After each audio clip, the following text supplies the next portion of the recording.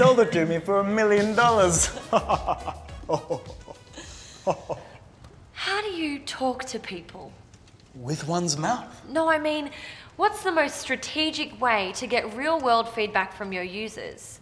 Remember how I said that in human-centered design, you need to get feedback at the beginning, middle, and end of the design process? Yeah, I said that. Yes, well, we haven't spoken to our users since we came up with ideas.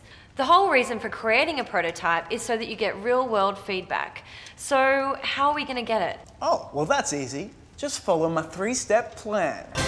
Is this a good plan or is this a silly Nish plan? Good plan. First part of the plan is to plan. This is sounding like a silly Nish plan. What I mean is, plan who you're going to talk to. We're going for a mix of individuals here. You might want to talk to someone who's going to be pretty keen on your idea, and a few people who are going to be a bit more skeptical. Different points of view can be helpful. That actually sounds like a good idea. 2. Conduct your interviews. Present your prototype or talk through your idea step by step. Pay attention to your audience's expressions. Do they nod when you're describing the problem you're trying to solve or frown at certain parts? Take note of what people like, what got them excited. Take note of what people didn't like, what they weren't a fan of. Also notice any questions they might ask or any new ideas or suggestions for improvement. 3. Use what you've heard to improve your idea. What elements of your idea need a bit more refinement after your interviews? And that's my 3-step plan. That is actually a pretty good plan. I'm impressed. I stole it off the internet. Remember, you're looking for real-world feedback, so this won't be all high fives and good vibes.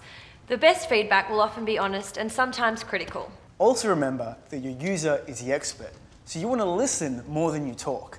Imagine if you had 10 minutes to spend with Mark Zuckerberg or Marissa Mayer.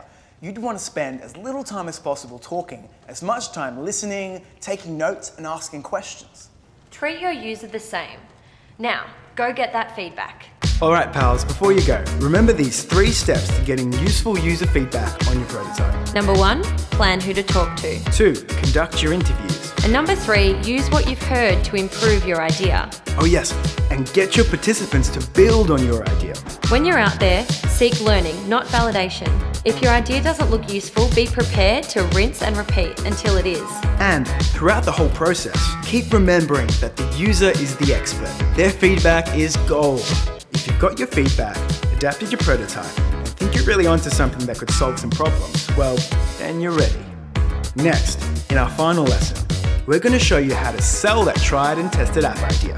See you there.